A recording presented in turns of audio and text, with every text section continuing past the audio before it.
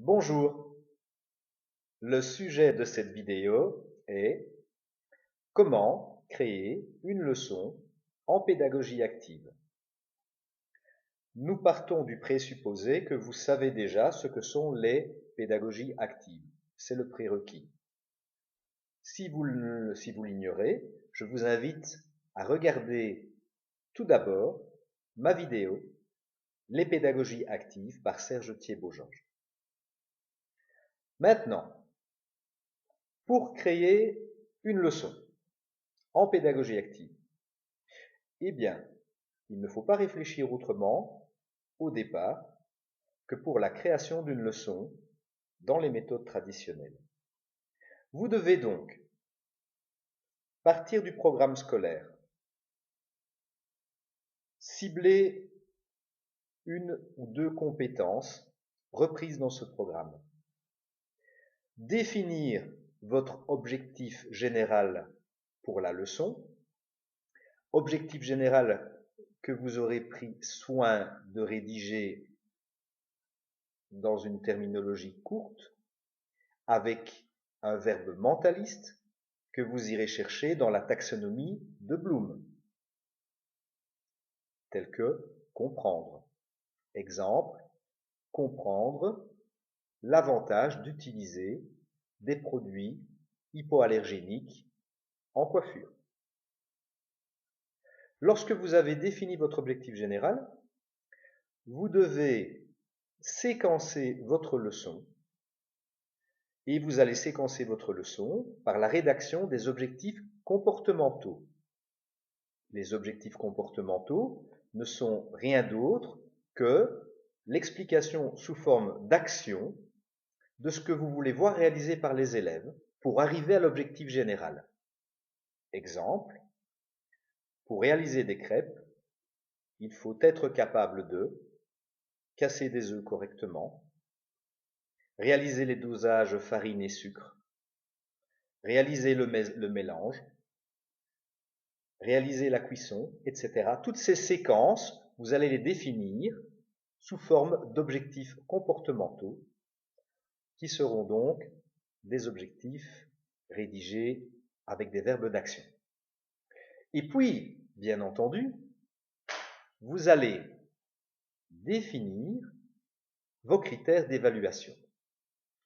Et pour définir vos critères d'évaluation, eh bien, dans votre préparation courte, ceux-ci vont prendre la forme de l'objectif opérationnel. Objectif opérationnel qui expliquera clairement quels sont les critères qui vous permettent d'évaluer les élèves. Bien entendu, pour rédiger votre objectif opérationnel, vous aurez pris soin de choisir une méthode d'évaluation. Alors, il y en a des recommandées par les inspections actuelles relatives au décret de mission, comme formative, évaluation formative, évaluation certificative. Il y en a des moins recommandées et des plus contestées, comme l'évaluation sommative, toujours d'application, et l'évaluation normative, heureusement, de plus en plus abandonnée. À partir de quel moment allons-nous donc parler de pédagogie active? Eh bien, dans votre préparation courte, ou longue si vous le souhaitez, si vous avez du temps, c'est dans la mise au travail que la pédagogie active va prendre toute sa place. Pour parler de pédagogie active, les élèves doivent eux-mêmes produire le savoir, apprendre en faisant, apprendre en cherchant. Vous devez donc mettre vos élèves en situation en leur proposant projet, situation, problème à résoudre ou toute autre situation qui permet de travailler dans des sous-groupes, les facultés de sociabilisation des élèves, et surtout qui les met de manière active en situation de recherche. Recherche, évidemment, qui vont permettre de mettre en œuvre les prérequis, mais pas uniquement, qui vont permettre de fonder de nouvelles compétences. Les pédagogies actives sont donc des pédagogies dites expérientielles. On apprend en faisant, et plus on fait, et plus on est compétent. On part d'un prérequis, mais ce prérequis n'est pas l'essentiel. On construit également son savoir. On est donc dans la théorie du constructivisme. Qu'est-ce que l'on pourrait dire encore des méthodes actives? Qu'elles peuvent prendre des formes infinies qui ne sont limitées que par le côté créatif du professeur. La pédagogie du projet. On peut par exemple dans une école ouvrir un atelier mécanique et permettre que les enseignants viennent faire leur entretien voiture dans l'école. À ce moment-là, l'argent récolté servira peut-être pour organiser un voyage scolaire. On peut également proposer aux élèves la création d'une mini-entreprise. Cela les obligera évidemment à réfléchir en termes de plans d'investissement, de plans de financement, d'études de marché. Il leur faudra trouver un produit. Et puis après, il leur faudra gérer avec toutes les compétences acquises et à acquérir d'un point de vue théorique. Nous serons donc dans ce que l'on va appeler le passage de la connaissance à la compétence, avec la possibilité pour l'élève de faire beaucoup mieux le lien entre la théorie qui est plutôt abstraite et un projet qui, par exemple, lui, est concret. Mais évidemment, si vous travaillez dans la pédagogie du projet, vous devez mettre en place quelque chose qui va transcender les leçons. Par contre, il est possible à chaque leçon de travailler en actif. Il vous suffira de travailler avec une situation problème, par exemple, et donc de demander aux élèves en sous-groupe de faire des recherches, de proposer des solutions. Et puis, vous réaliserez la mise en commun, et les élèves seront chargés d'argumenter pour valider les solutions qu'ils proposent. Ensuite, de façon tout à fait traditionnelle, vous ferez synthèse et éventuellement remédiation. Et pour gagner du temps, si vous êtes en manque de temps, eh bien, vous pourrez très bien repasser au démonstratif ou à l'expositif.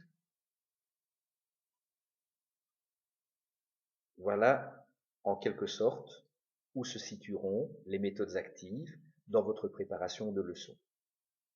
Donc, si je reprends, pour préparer une leçon en méthode active, je dois m'y prendre de la façon la plus habituelle et simplement réfléchir en termes de préparation de leçon. Prendre le programme, rechercher là où les compétences que je veux travailler, rédiger un objectif général en verbe mentaliste de la taxonomie de Bloom, séquencer ma leçon grâce à mes objectifs comportementaux, valider le savoir acquis par les élèves et évaluer grâce à la rédaction d'un objectif opérationnel qui soit clair, détaillé et objectif. Ensuite, dans la façon dont ma leçon va se dérouler, pour la mise au travail, je choisirai à ce moment-là de mettre en place un certain nombre de scénarios qui permettront aux élèves d'être eux-mêmes dans la recherche, dans la production du savoir et dans l'utilisation des prérequis théoriques pour passer de la connaissance à la compétence. lorsque la phase de mise au travail se terminera,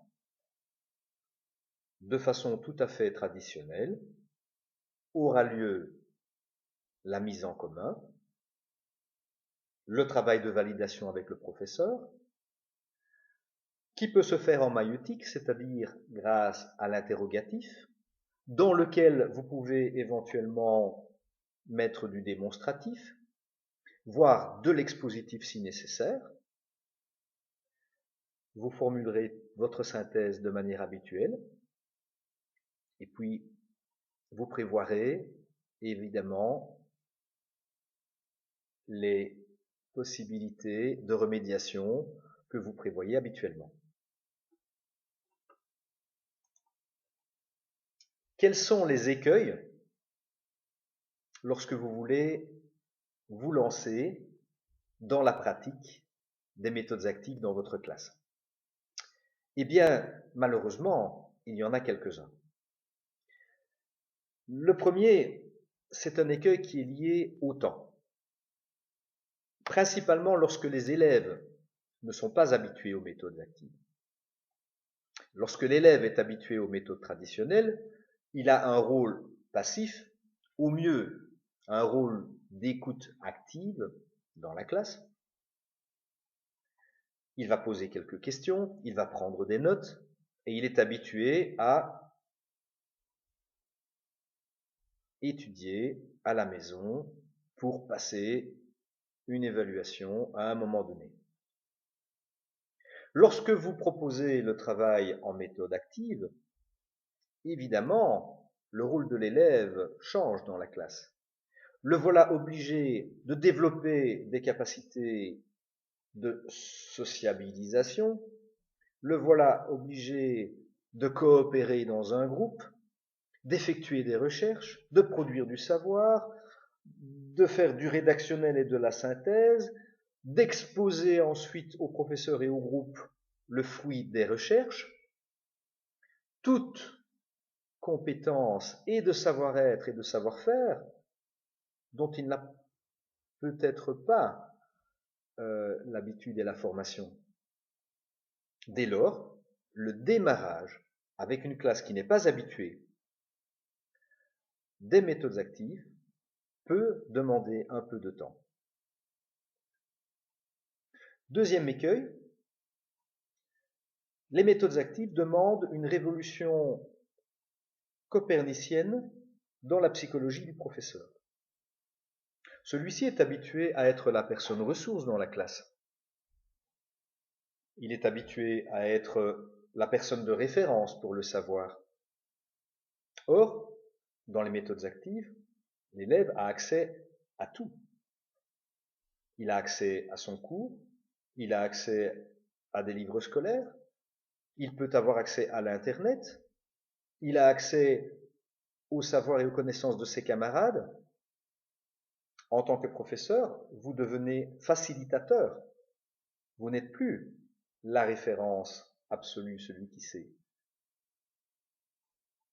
Pour certains enseignants, cela peut demander un peu de temps d'adapter son attitude et son positionnement dans la classe et de revoir les fondements psychologiques sur lesquels on a fondé son enseignement. C'est donc un peu plus difficile. Quels sont les avantages de travailler en méthode active? Les avantages sont indéniables. Les méthodes actives sont beaucoup plus proches de la façon que nous avons d'apprendre naturellement. Naturellement, nous apprenons par l'expérience. Naturellement, nous apprenons mieux quand nous pouvons expérimenter par nous-mêmes. La pédagogie active, c'est cela, avec en plus une façon de conserver la mémoire du savoir qui, elle, se base sur une méthodologie précise.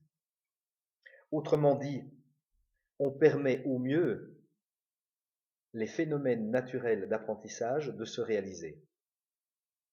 Et la pédagogie active les encadre. Vous pouvez comprendre aisément qu'il vaut mieux mettre un pilote dans un simulateur de vol, de le confronter à un certain nombre de problèmes potentiels qu'il pourrait rencontrer et de l'entraîner à gérer ces situations. Vous comprenez bien, de façon tout à fait logique et simple, qu'il n'est pas possible de le faire, ou il est possible de le faire, mais qu'il est beaucoup moins porteur de le faire avec un exposé au tableau, un exposé théorique des situations et un exposé théorique des solutions. Et le bon sens également nous apprend qu'il n'est peut-être pas opportun de mettre ce pilote dans l'avion et d'attendre simplement qu'il rencontre ces situations pour développer lui-même sa propre expérience. Eh bien, les pédagogies actives, c'est un petit peu cela. La possibilité d'être dans des situations proches du réel, mais tout en étant déchargé des risques du réel et encadré par le professeur, dont le rôle de facilitateur le met à certains moments en chef d'orchestre dans la classe, puisque c'est lui qui réalise les mises en situation, que ce soit dans le cadre de projets, que ce soit dans le cadre de situations problèmes à résoudre.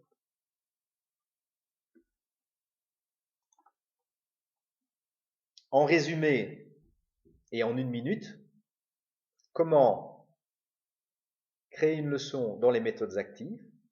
Pour créer une leçon dans les méthodes actives, il faut aller dans le programme, choisir la compétence ou les compétences visées, rédiger son objectif général, objectif général qui doit être rédigé dans un verbe mentaliste que vous irez chercher dans la taxonomie de Bloom, séquencer sa leçon par les objectifs comportementaux, définir la méthodologie d'évaluation dans l'objectif opérationnel. Ensuite, définir dans la leçon, dans la préparation de leçon, comment vont se dérouler les différentes mises au travail qui vont permettre d'atteindre l'objectif général. Voilà, bonne chance et bon travail pour vos prépas.